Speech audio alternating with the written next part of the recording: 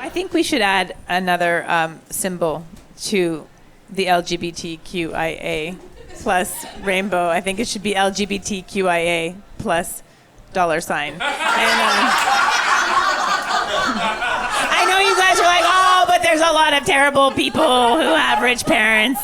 Yes, but there are also a lot of horrible queers, all right? So what's your point? I know this is going to come as a shock to everyone here, but I haven't always been a hilarious comedian.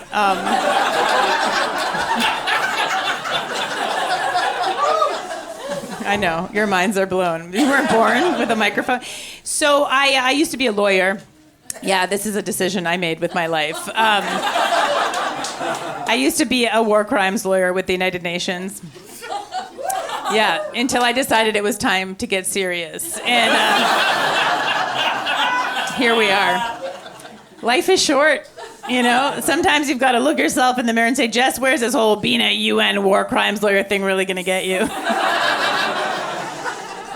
Sure, bringing war criminals to justice is a great way to kill time and hang out with your friends. But maybe it's time you put your law degree to use bailing degenerate comics out of minor drug offenses. That was every conversation when I started comedy. It was like, Jess, I'm having a little bit of a legal issue. Okay, did you commit a genocide? Because if not, I cannot help you. It's not my area. I don't always like to bring up my former career. I did have a woman heckle me once. She yelled, "You should have stuck to law." I know. Yeah, I was like, you don't know how bad at law I was, lady. So I really showed her. A lot of people have asked me over the years, how does one go from law to comedy? And number one, I don't recommend it. But number two, I would say, and I've now thought about this deeply, that a very important part, an essential ingredient, is that you decide for yourself, that you really make peace within yourself with the fact that dignity, not for you. You don't need it, you don't care for it, you like to be judged, you're happy to be embarrassed, okay?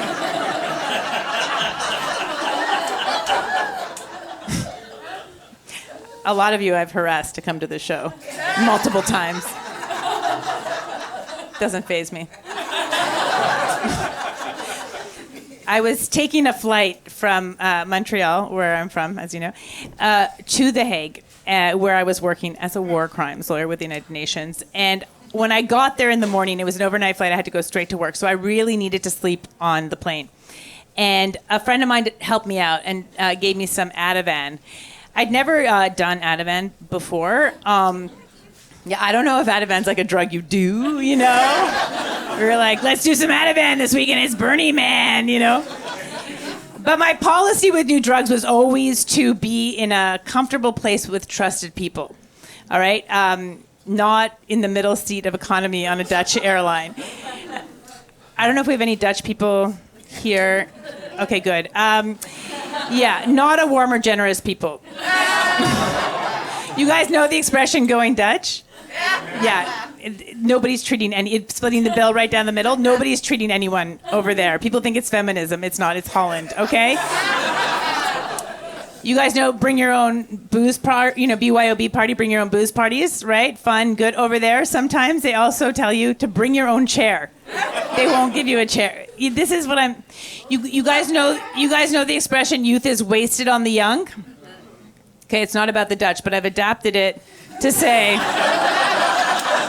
good looks are wasted on the Dutch. Very tall, very athletic, very gorgeous people. Zero sex appeal, nothing. Nothing. Do you know what a short, hairy Italian man would do with that height and bone structure?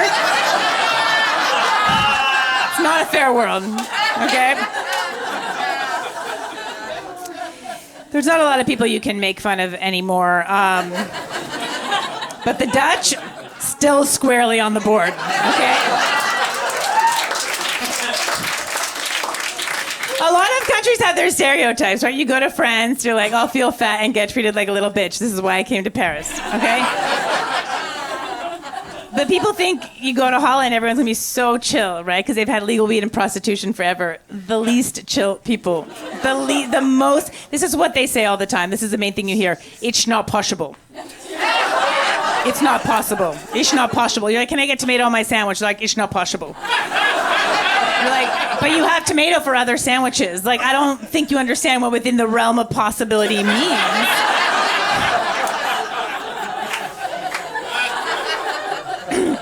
So I'm not well. I mean, obviously I'm not well, but I wasn't well on the flight. The Ativan started coming on like some bad ecstasy I'd taken in the late 90s that I'd bought from a guy with a wallet chain. Don't buy drugs from a guy with a wallet chain, okay? If he can't keep track of his wallet, what is he doing, all right? He's already got a cargo pant pocket for it. It's mittens on a string, okay? For the Canadians. I puke in my bag. That's my nightmare, to puke in front of people. No, thank you. Oh my God. I do not want to be perceived in that moment at all. Do not follow me into the bathroom at a party and hold my hair back. Never. Leave me, like, I want to be like a cat that knows that it's dying and finds a porch to crawl under and die with some privacy. Never. I would rather you all see my cum face right now. And it's not a good one. All right? My wife has told me I look like Bill Cosby eating pudding.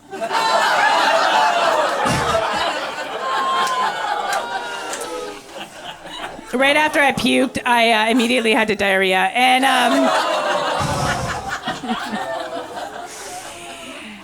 I threw off my seatbelt to make a break for the bathroom, but yes.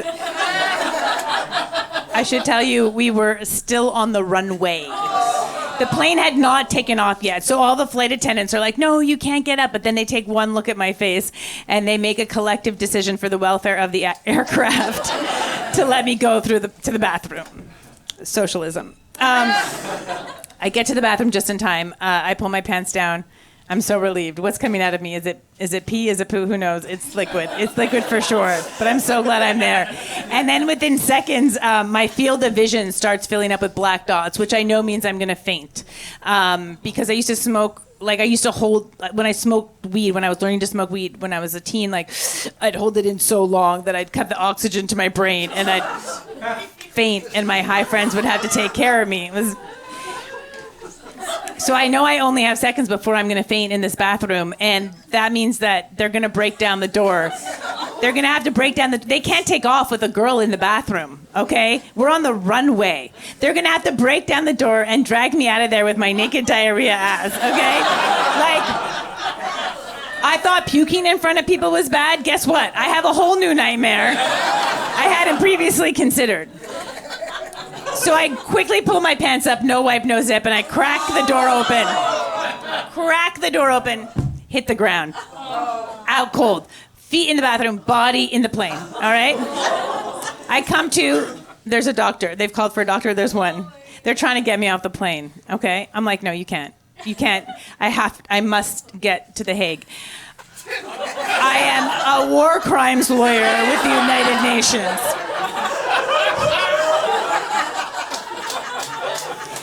Milosevic is waiting for me. That's a deep cut. Okay, anyway. They let me stay on the plane. The plane takes off. I'm like in my seat. I fall asleep, thank God. But then midway over the Atlantic, the lava lamp that is my body is like plugged back in. I wake up and I puke in my neighbor's bag. Not her purse, her puke bag. They only give you one, the Dutch. Okay, so I puke in her bag. I fill it right to the top, right? Like a Guinness where you're like, is it gonna go over? Is it not gonna go over? You know what I mean? I know. And I only had seconds to draw the clover with my finger in the top of it. Before I suddenly had to diarrhea again. Because this is apparently what my body does at this point, is just puke with a diarrhea chaser. And I know. So I'm running to the bathroom and I get there just in time. And what's coming out of me, the pressure of what is coming out, I could have restained an old deck. Honestly, like the pressure. I know. Some audiences laugh more, some are more grossed, and you guys are really more on the gross than the funny. My field of vision immediately starts filling up with black dots again. And I know I only have seconds before I'm going to faint, and they're going to have to break down the door and pull me out of there with my naked diarrhea. So I'm like, I've come this far. What in the deja vu is this? How am I in this situation? I know I have seconds, so I quickly pull my pants up again, no wipe, no zip. I crack the door open, hit the ground. Feet in the bathroom, body in the chalk mark outline from before. Okay? Some people have seen this twice. Some people have been in their seat, reading their in-flight magazine, minding their own business, seen a woman go into the bathroom, and not 7 seconds later, maybe allergic to her own reflection in the mirror, come out, hit the ground in the same place. I'm like, I'm very ill. Like, I need to, they're gonna put me in business class. I need to lie flat, obviously. Not the Dutch. That's why they're such a tall, athletic, strong people. They've killed off the weak ones, like me. You know what they said. It's not possible.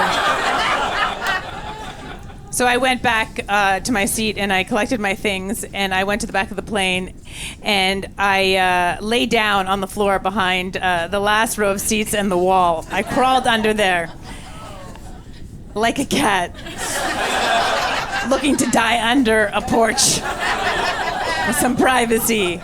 And as I was lying under there, my head on my rolled up coat, I had a minute to consider my circumstances and I realized I could do stand-up comedy. Love my dogs. They're fun. It's been fun to be able to hang out with them at the house, you know them, spend some time with the kids, which is always fun too. And with the kids, I like to show them like stuff that I liked growing up. Like one of my favorite things is Looney Tunes. We watched Looney Tunes together, but they hadn't seen a lot of Disney. They hadn't seen a lot of classic Disney, so I decided to show them Cinderella, you know? And if you know the story of Cinderella, it's basically a hostage situation. This girl's stuck in the basement, forced to play with rodents, do chores. It's like an animated version of the movie Taken. If Liam Neeson had no skills, this is what happens to the lady. This is it. She's stuck in the basement, you know, she's got to do what she's got to do. But the prince of the land is throwing this big party, right? The prince is having this big party, he's throwing this big ball, okay? Oh, side note, my favorite Cinderella joke. What did Cinderella say when she got to the ball? Ha. Yep, good. Tell a friend. So she hates her life, you know, but she wants to go to this party, but she doesn't have what she needs. So she wishes upon a star, and a fairy godmother comes down and gets her bibbidi-bobbidi-boo on. She's like, I got you, girlfriend. What do you need? You need a ride? Give me that pumpkin. Carriage. How are we going to move this thing? Miceys? Boom. Horsies. Ooh, you look terrible. You look terrible. You can't wear that. Come here. Limited edition Disney and Gabbana gown. Complete with glass slippers. Okay, you're going to go to that party. You're going to have a good time. All right? You're going to have lots of fun, but you ain't no hoe. I can't have you being a trick and thotting around the whole kingdom. You're on a curfew, bitch. You got to be home by midnight, okay? It's all over at midnight. At midnight, everything goes back to the way it was. Be back by midnight. Cinderella says, okay, goes to the ball, has a great time, right? Falls in love with the prince. The clock strikes 12, she ghosts his ass, she's gone. And the only thing she leaves behind is a single glass slipper. And that's all the prince has to identify the woman of his dreams. So he picks it up and decrees, whoever fits this glass slipper will be my queen, and I will love until the day I die. And for me, that's where the major plot hole exists. Because you're telling me in all of the land with all of these beautiful women, there's only one who wears a size 8.5? Sorry, Walt, I ain't buying it, okay?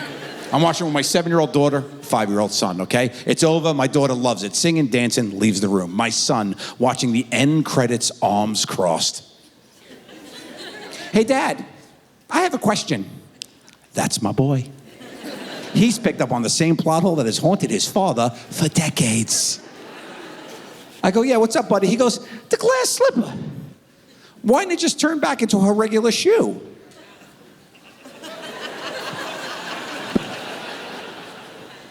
My son is Elon Musk. I have a genius boy.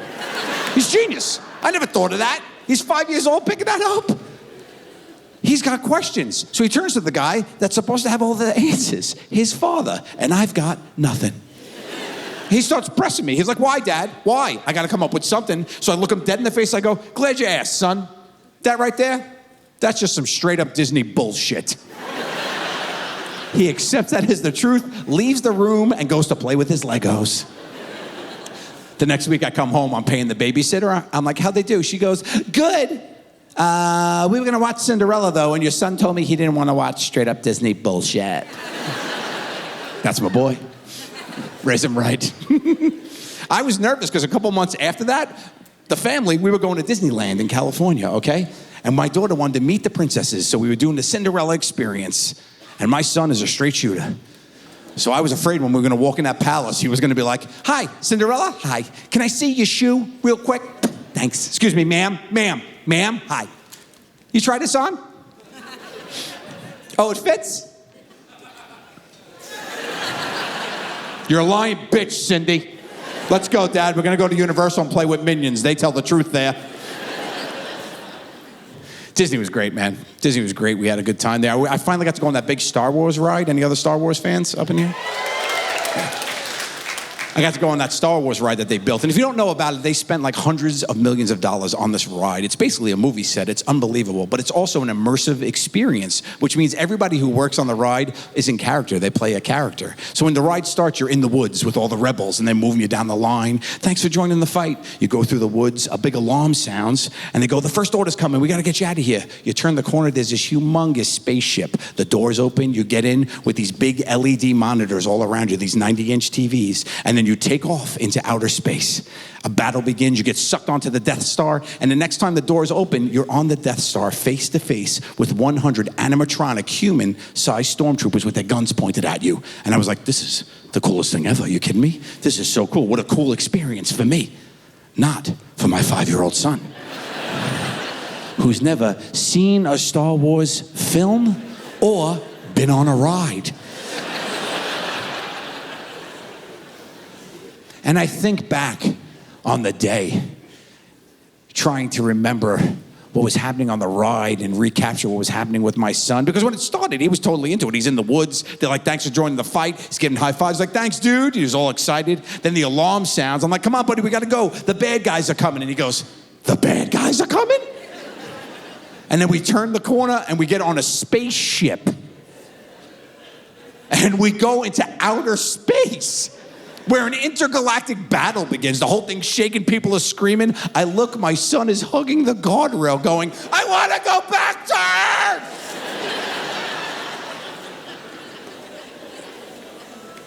And then the doors open and he's face to face with 100 death robots with laser pistols pointed at his esophagus, and his father all smiles. The tour guide, one of the kids that worked on the ride, recognized me, right? So he goes, Joe, listen, we'll let the group go, then you and your family can take a cool picture in front of the stormtroopers. I was like, great. The whole ride goes. My son goes, come on, Dad, we got to go. I said, no, we're going to take a quick picture, buddy. He goes, with the bad guys? And we have a family photo lined up in front of the stormtroopers. My son, scared to death, hugging my thigh. Jeez! And then, spoiler alert, you escape. I mean, you figured it out. I'm here, right?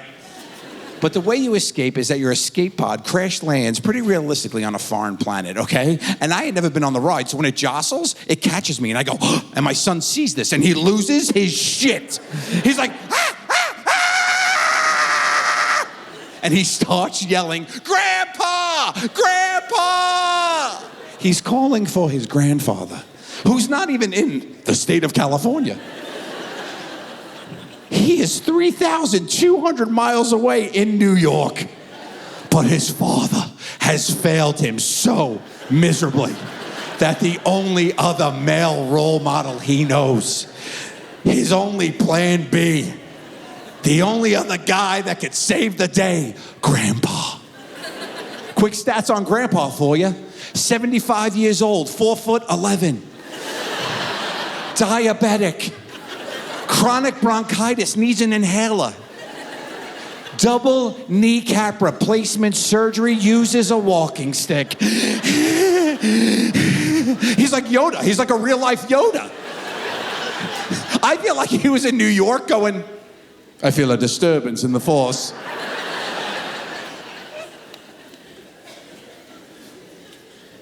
So I see my son losing his mind, and I get like snapped back to reality. Eminem, mom's spaghetti. And I'm like, he's not having fun. So I grab him, I scoop him up, I'm hugging him, and I'm rubbing his back. And I just tell him, don't worry, buddy, relax, it's just a ride. Information he could have used 12 minutes ago. And he's doing that thing, you know when they're so, like, they're not even crying anymore, they're just so angry, they're doing that angry breathing, beet red, right? So I'm hugging him, I'm holding him. He pushes off my chest, looks at me dead in the face, goes,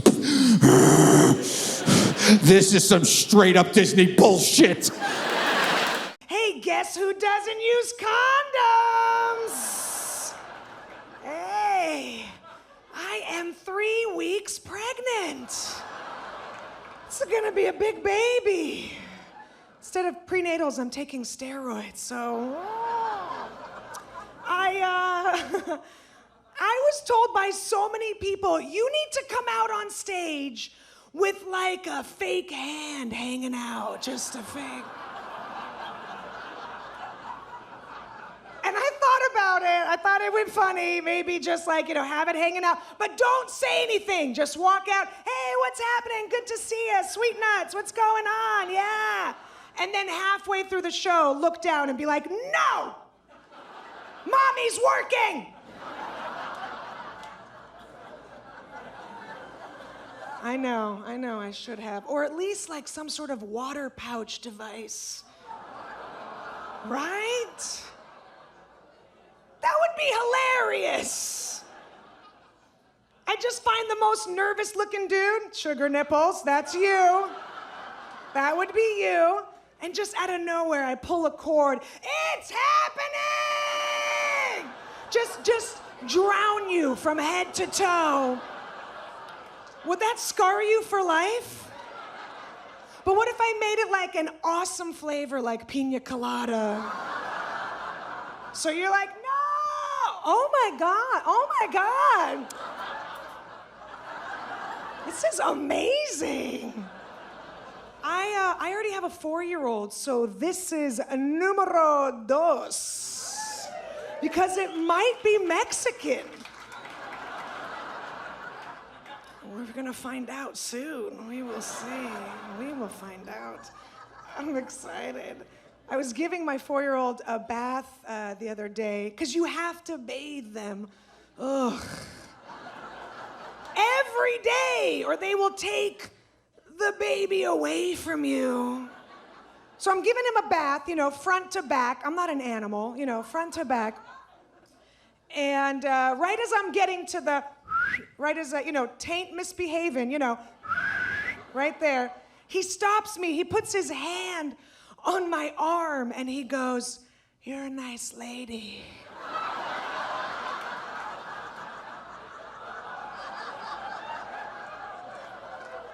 Do you know how uncomfortable it is when you have your hand between someone's butt cheeks and they wink at you and go,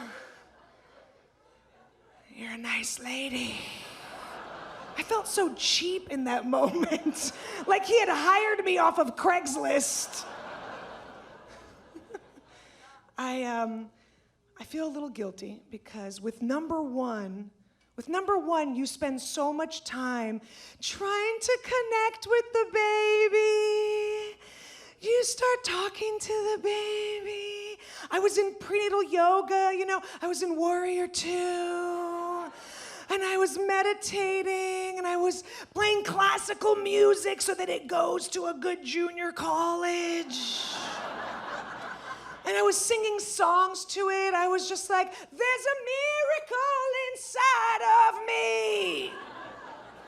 And now, with this one, this baby, you know what this baby hears on a daily basis?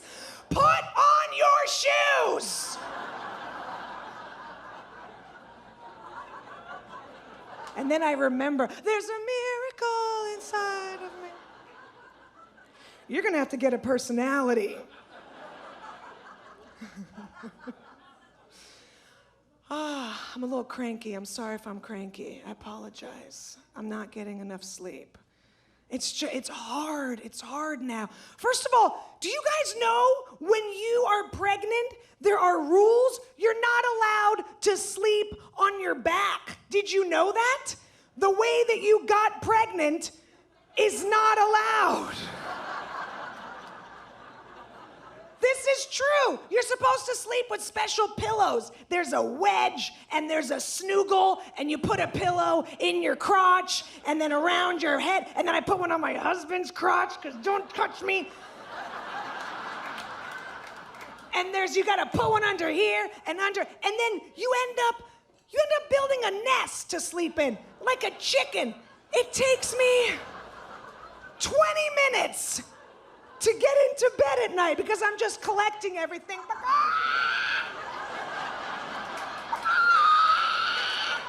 Just collecting my nest.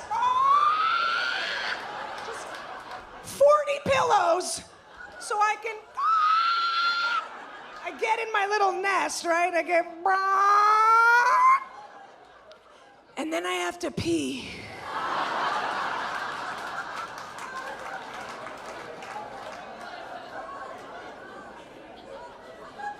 So I get out of my nest, and then I'm not getting enough sleep. My kid, all of a sudden, out of nowhere, 5 o'clock in the morning, he wakes up.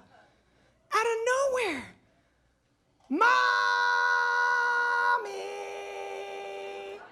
Like he's athletic heckling me. Mom! Easy out! So I go down to his room. It's 5, it's still dark. I try to convince him it's still nighttime. Right? I go back to sleep. Look, it's still nighttime. It's the middle of the night. Go back to sleep.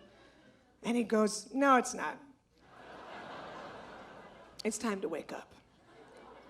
And I go, no. Go back to sleep. And he goes, yeah, it's morning, Mommy. And that's when I start talking through my face. You go back to sleep. It's still night.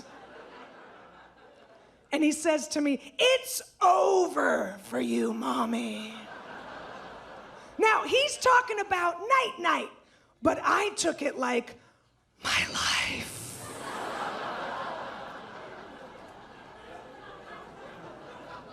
I get back to my room, right? Get back into my nest. Right? Get back in. My husband is asleep, of course, has slept through this entire transaction. With that face, that snorer's face. Change your face. It can't be the same face day in and day out. Change your face. Put on a funny hat or a silly bow tie or something. Just, And he knows I can't sleep with any extra sounds. He knows this. And I feel like he's doing it on purpose. I feel like he's snoring to break my spirit to live. I'm one of those people, I need complete silence. Just complete silence. I close the curtains and everything, the drapes, the windows, everybody shut the fuck up. I pull the covers up and I just look around for sounds. You shut up! And he's snoring, and it's like Chinese water torture. You know how they kill you one drop at a time with Chinese water torture? You know, it's like drip, drip. Well, that's it.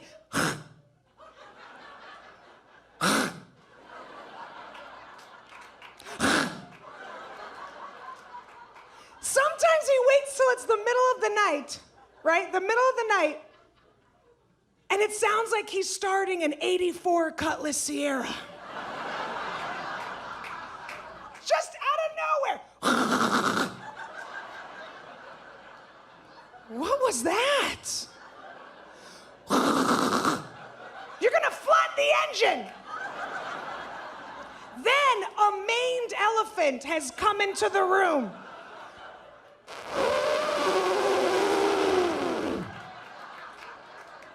What end did that come out of?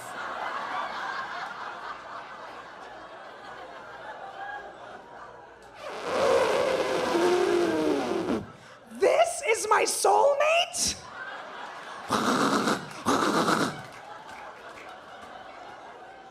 What kind of jacked up soul do I have?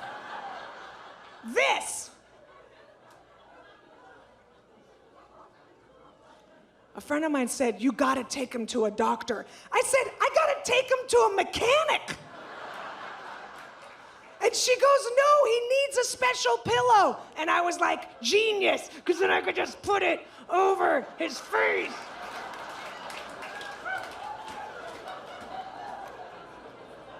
Do you know what's even more frightening? Getting woken up in the middle of the night by hot 4-year-old breath. Just no sound, no words, just it's a different consistency than regular human breath. And all you hear is, I want a banana.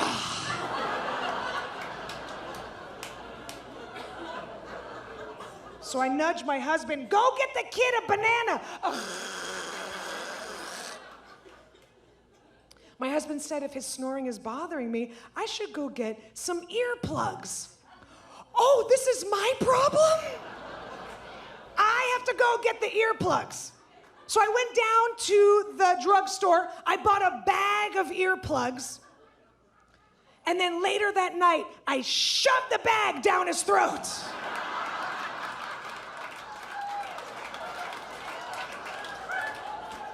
So then he goes, all right. Okay, let's get a sound machine. A sound machine? The word sound is in your solution. I want 0 sound. And he said, no, it's a white noise machine. I said, you're a white noise machine. You're white and you're making noise.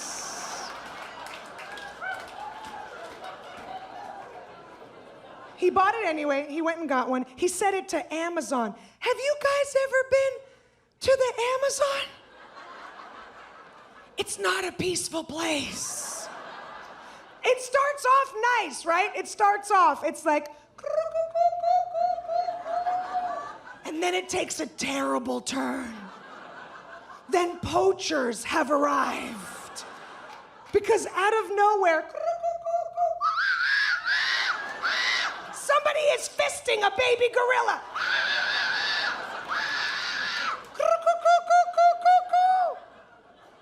Next to the bed, he can sleep with a clock. With a clock. Who can sleep with a clock? To tick, tick, tick, to tick, tick, to tick, tick, tick, to tick, tick, to tick, tick, tick, tick, to tick, tick, tick. All night long. It's like the Hurt Locker. To tick, tick, tick, tick, to tick, to tick, tick, to tick, tick, tick, tick. How do you sleep with a bomb next to you? To tick, tick, to tick, tick, to tick, tick, to tick, tick, to tick, tick, tick, tick, tick. And then a fan over our heads. Ja, ja, ja, ja, ja, ja, ja, ja. It could fall down and murder you. Ja, ja.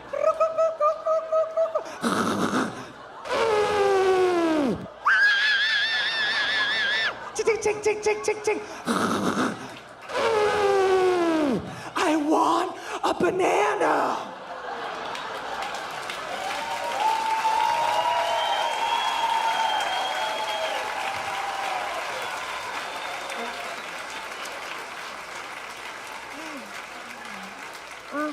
There's a miracle inside of me.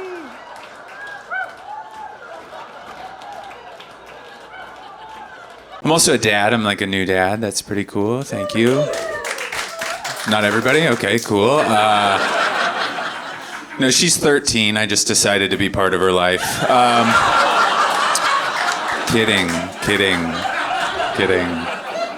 She's 3 months old, and I love her so much. It's very hard. I don't know why I didn't know that, but I was kind of like, I got this, and it's ruined my life. So hard. It's so hard that I'm like now kind of impressed. Like it's given me a lot of respect for teen moms. Like specifically the cast of MTV's Teen Moms. Like I used to be like, oh, look at these little rednecks. And now I'm like, Brittany passed senior math, cheerleaded, and raised Tegan? Okay, you go off, girl. You do this. Vape. You earned it. You can vape all you want, babe. Yeah. My wife is the breadwinner, and I don't love that. Don't love that at all. I've come to accept it, but I also don't love it. It's okay now though, because like we're both contributing. My wife was also the breadwinner when she was pregnant, and that really made me feel like a loser. If you want to feel like a loser, have your pregnant wife support the family. Help your pregnant wife off the couch so she can go take care of everybody. Hey, get out there, fatty, come on. Daddy needs Whole Foods. Yeah. I'm afraid of flying, which is good because I have to do it twice a week. I love that. I'm afraid of a whole bunch of stuff. But we got a big one, unconfident captain. You guys come across this guy yet? No? Guess not. Because every captain's like, all right, folks, I'm going to go up and take this plane, and then I'm going to bring you home, and it's going to be all good, you know? I had a captain last week that was like, hi, hey, everybody, we're going to try to get you to Minneapolis. I was like, try? You're not sure about this? He said, we're going to try to make up. We took off late. He goes, we're going to try to make up for lost time. I was like, what are you going to call your daughter? And couple people, too dark for you, sir. I forgot this show brought out New York's very minute Mormon community. They've all come out, and any kind of familial damage is not accepted or funny. This couple right here, they're grabbing their Book of Mormons, clenching them. When will Joseph Smith come down and smite this man? It's okay. I'm sober. That's something I am. I'm sober. But I'm such a nervous flyer. I get to take Klonopin when I fly. Which is good. It helps, but I have started commuting via airplane. Like if I need to go to New Jersey, I drive to JFK, I fly to Boston, back to Newark. That's 2 Klonopin I get to take. No, I'm kidding. I don't do anything. I don't do any drugs. I think drugs are bad now. I do. I don't like drugs. I think they're bad. Here's why I think drugs are bad. They make you feel great. And you shouldn't feel great. You should feel great sometimes, like a special occasion, but not like all the time. That's dumb. Do you know how many times people felt great like a couple of generations ago? Like one time. They'd hide in a barrel on a steamship, and then they'd pop their head up and see the Statue of Liberty, and they'd be like, I feel great. And that was the only time. They went and worked in a mill until they died. And as they were dying, they said, but remember the one time we felt great. That was good. And now you can, on a Thursday morning, smoke a joint in Jets pajama pants and go and buy off-brand cereal and feel just as good as that man when he popped his head out of that barrel and saw Lady Liberty. All right, I'm realizing that you guys really are part of New York's burgeoning young life scene. I'm getting this talk of all this heresy has really driven the laughs out. If you guys, after the show, want to come and lay hands on me, I understand. I've wronged some of you. I feel bad about that. I drive. Anybody driving? You live in the city? Yeah. Okay, cool. That's me too. I love it. Isn't it great? Don't you feel like you don't love it? Okay, well, never mind. I live in Manhattan. That's what I'm talking about. When I say the city, I mean that, sorry. You guys know what I mean. No. I drive, and my favorite app, I'm sure this is the same, Waze, right? Everybody, GPS is Waze. We all love Waze. But Waze, most distracting app there is. You'll be driving and it'll be like, hey, there's a cop up ahead. Look, don't look at your phone. And then it's like, hey, look at your phone. Look at your phone right now. Look at your phone. It's got ads for some reason. It'll be like, there's a 7-Eleven coming up. You're like, are you high? What's going on, man? It's like, there's an accident up ahead. You're in it. I killed you. I'm Waze. I was going to the airport last week, and I got there early. And as you know, like Waze, it takes you down sketchy streets. And I know a lot of you guys aren't relating to this because you're New Yorkers and you don't drive. And so just imagine like if the subway was yours, all right? Like imagine if you had a little subway car and you could tell it whichever stop to go to. And it never went express, ever. It just was, you were the decision maker. That's what a car is. And but sometimes when you're in your little subway and you have to get somewhere, you'll put this app on called Waze. It's a GPS app, and GPS stands for Guided Pistol.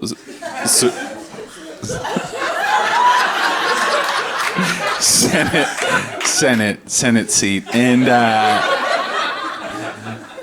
no, but like Waze will it'll get you there, but it takes you down sketchy streets. If you've used the app, it starts zigging and zagging. It just tick, tick, tick, tick, all the way through the city. And sometimes they get pretty sketchy. Like one time I was going to the airport, I got there early, but on my way I joined a gang, and I also gave a speech at a quinceañera. So that was nice, because now I'm a Tio, so I like that.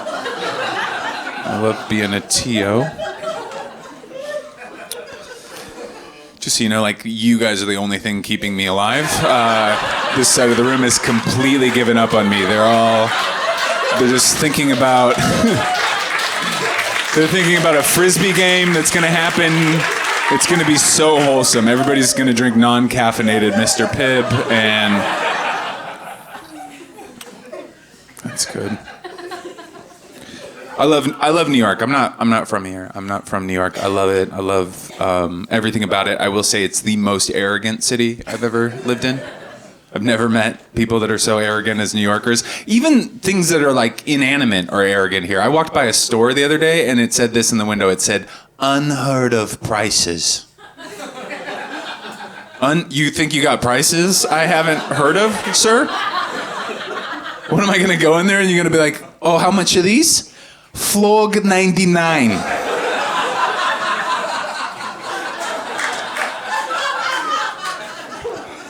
I stand corrected.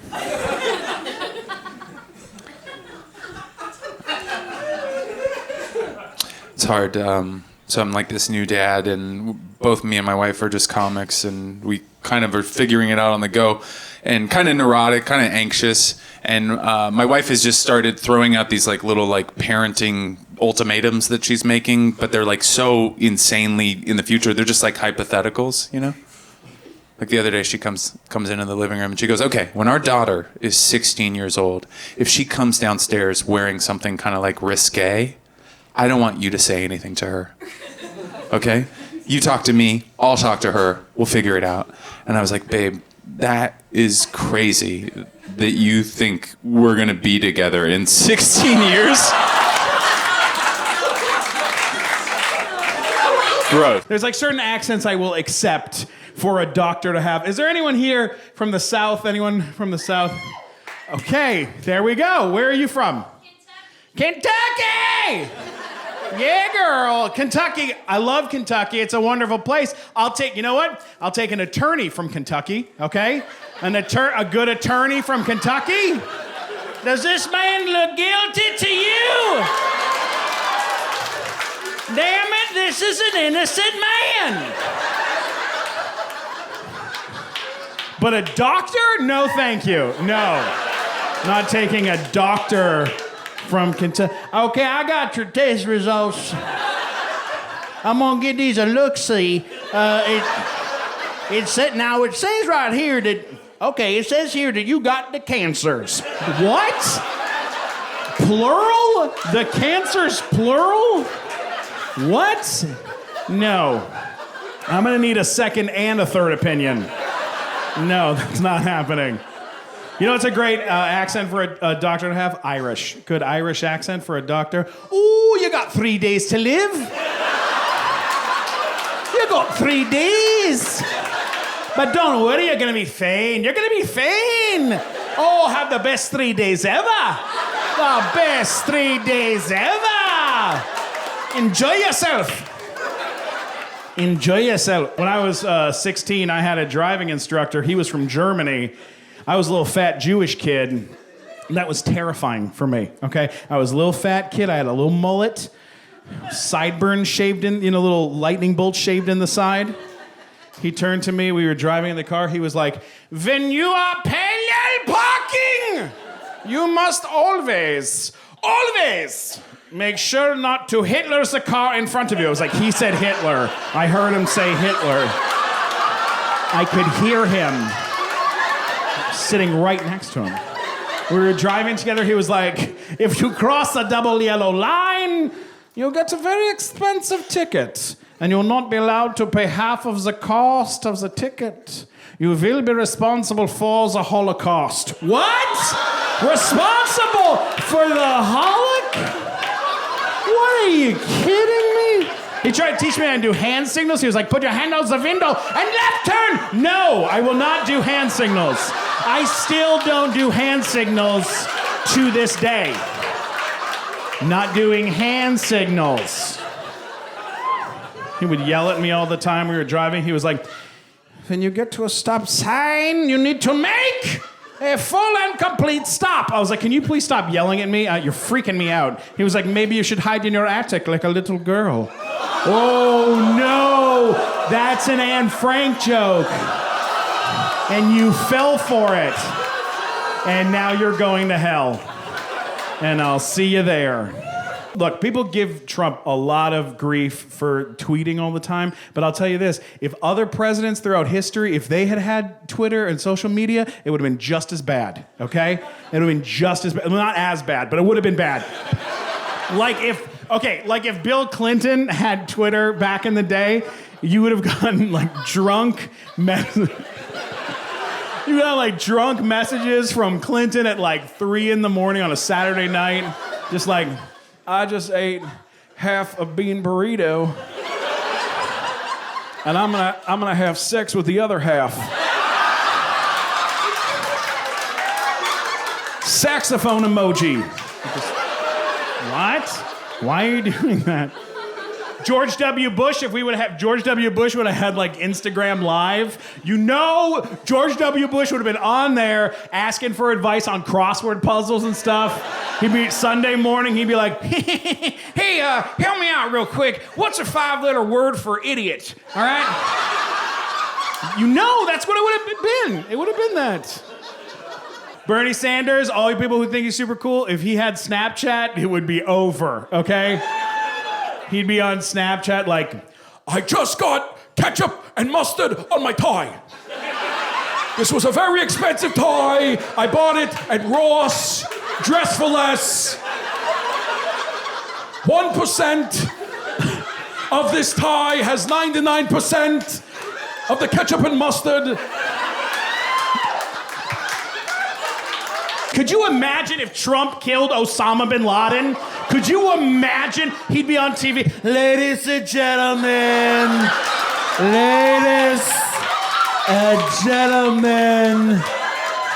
you're welcome.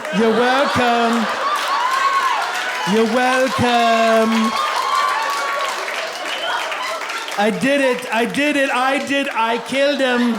I'm the one that did the killing. I do the killing. I do the best killing.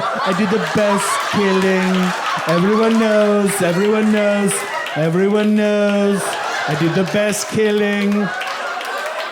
Yeah. It's official. I killed, I'm gonna get this right, Oslamul Buljabals. I killed him. He's dead as a doornail, dead as the New York Times. I found him. I'm the one who found him. I found him myself. Melania's so proud. Look proud, Melania. So proud. Melania, so proud, Melania. I found him. He was living. This is true. This is true. This is true. This is true. This is true. True. Cheru. Chim cheru.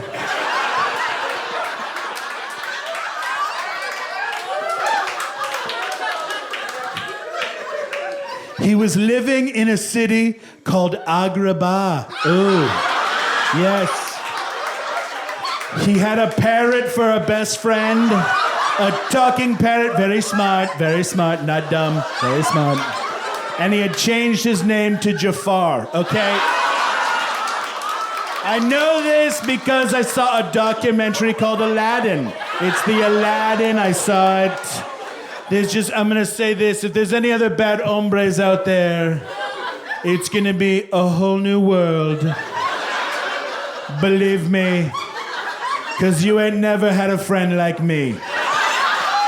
I don't believe anyone's ever applied for a job at IKEA, okay? I believe everyone who works there is just a customer that just got lost. They're just in there for too long. They're just wandering around. Got lost, they lost their party. They just wandered into the employee lounge. Someone sees them, an employee sees them crying. They go, oh my God, what happened? Did you get lost? Guess what? Your name's Sven. And they put a tag on him. You're Sven now. You live in houseware, Sven. Now go eat some Swedish meatballs. And if anyone asks you for help, run the other way. Enjoy being young, Jade, because there's certain things that are fun when you're young. There's stuff when you get older, it's not fun anymore. Like water slide parks. You ever been to a water slide park, Jade? So much fun, right? I went when I was your age. I had the best time of my life. I went recently, not fun anymore. I started going down the slide, okay? As I was going down the slide, I was like, woo! As I'm going down the slide, I started to slow down, okay? Then I just stopped. I got trapped 40 stories in the air in a plastic tube, Jade. I was like Winnie the Pooh up there. Oh, bother. Oh, bother. I'm trapped. Oh, no. Then I heard this sound, Jade.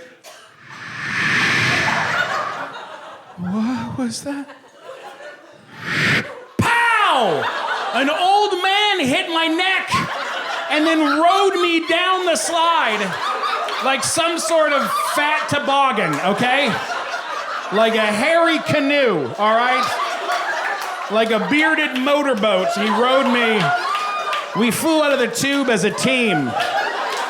And there was a gay couple watching. This guy turned to his boyfriend. He was like, oh, that is not fair, Kevin. They wouldn't let us do that.